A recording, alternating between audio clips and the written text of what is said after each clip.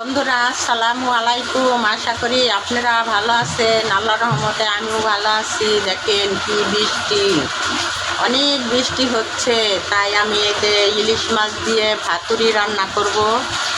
দেখেন আমি ভাতুরিটা কীভাবে করি। বন্ধুরা, এই কড়াই প্যানে আমি আগে তেল দিয়ে দিব, সরিষার তেল। এখন আমি দিয়ে দেব পেঁয়াজ রসুন কুচি,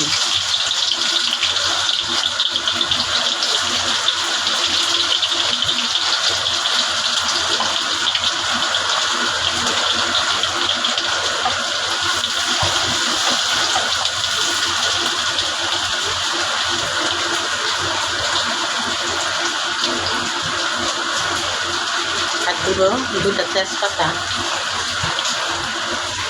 একটু গরম মশলা,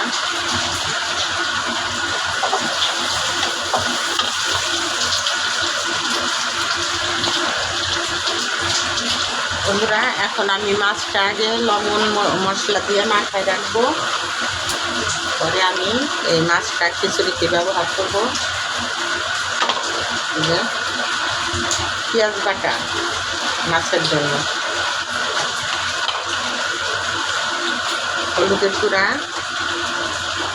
মরিচের গুঁড়া, ধনিয়া গুঁড়া আর একটু জিরার গুঁড়া,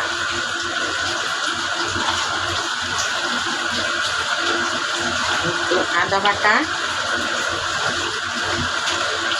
একটু রসুন বাটা দিয়ে আমি এখন মাছটা আগে ভালো করে একটু মাখিয়ে রাখবো।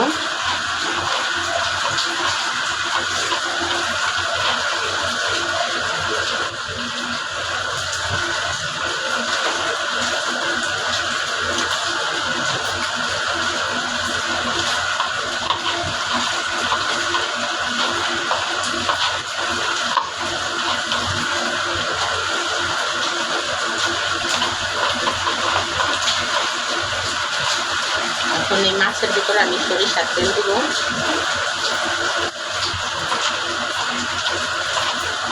দেখেন এইভাবে মাছটা আগে যে মশলাপাতি দিয়ে তেল দিয়ে এইভাবে মাখিয়ে রাখবেন, তারপরে শেষে খিচুড়িতে এই মাছটা দিবেন। এই কাঁচা মাছটা আগে এইভাবে মাখাই নিতে হবে।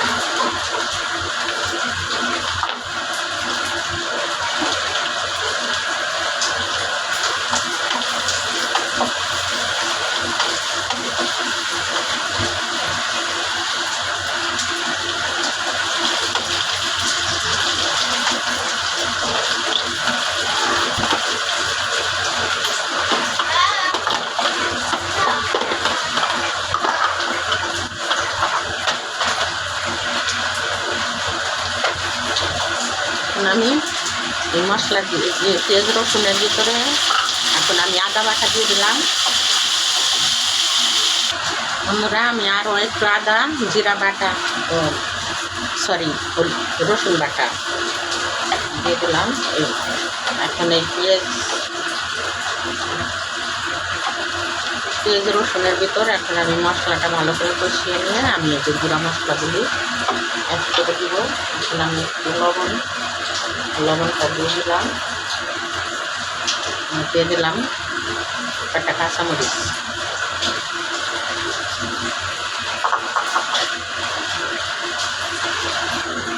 বন্ধুরা এর ভিতরে আছে হলুদ গুঁড়া, মরিচ গুঁড়া, ধনিয়া গুঁড়া, জিরার গুঁড়া। এখন আমি এই মশলাগুলি দিয়ে ভালো করে মশলাটা কষিয়ে নেব।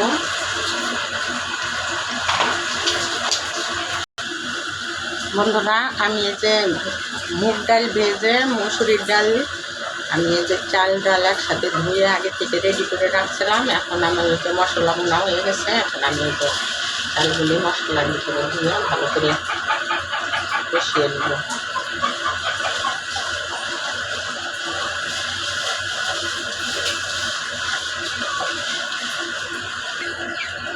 বন্ধুরা এখন আমার চালগুলো মশলার সাথে কষানো হয়ে গেছে, দেখেন মশলাগুলো সব চালের সাথে সুন্দরভাবে মিশে গেছে। এখন আমি একটু করে পরিমাণ মতো পানি দিয়ে দিব, যে পানিতে আমার খিচুড়িটা ভালোভাবে ফুটে যাবে এই পরিমাণে পানি দিয়ে দিলাম।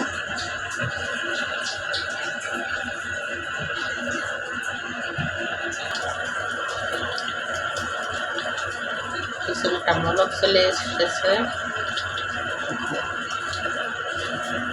ফুলের ছেড়ে দিলাম।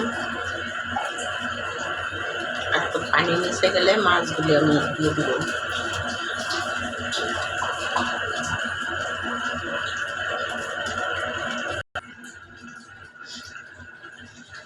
বন্ধুরা, আমার খিচুড়ির পানিটা একদম নিচে চলে গেছে।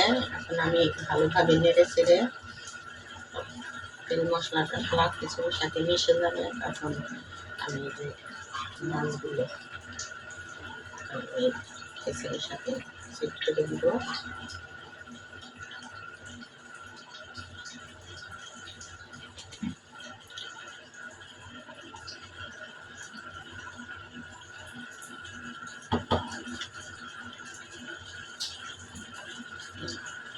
মাছগুলো এখন আমি খিচুড়ির মাঝখানে সাজিয়ে দিব।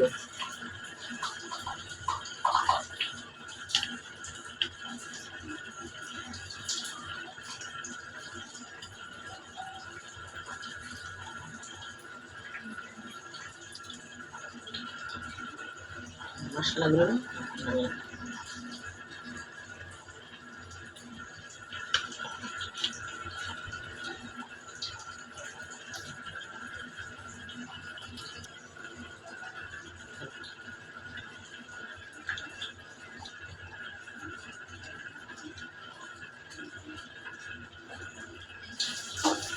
এখন খিচুড়ি দিয়ে আমি মাছগুলো ঢেকে দিলাম। এখন আমার মাছগুলো এই সে ভাপে ভাপে সিদ্ধ হয়ে যাবে। মাছগুলি খুব সুন্দরভাবে সেট হয়ে যাবে আমার ভাতুরি। ভাতুরি এইভাবে রান্না করে খাই দেখবেন, অনেক ভালো লাগে, খুবই স্বাদ।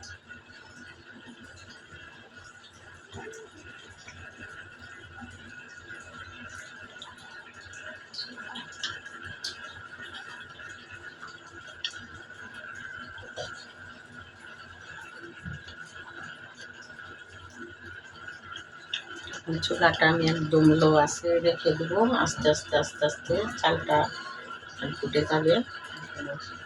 চালটা মাছ আছে, এখনো ফুটে নাই।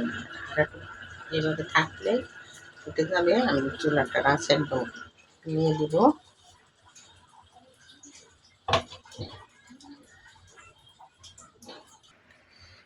বন্ধুরা, এখন আমার এই যে ভাতুরিটা রান্না হয়ে গেছে।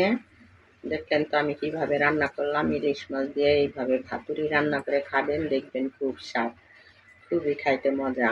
রানতেও তেমন কোনো না, আর সেমন কিছু লাগেও না। একটা ইলিশ মাছ হলেই, মশলা হলেই এইভাবে রান্না করা যায়। কি সুন্দর দেখছেন, খাইতেও সেরকম মজা হবে।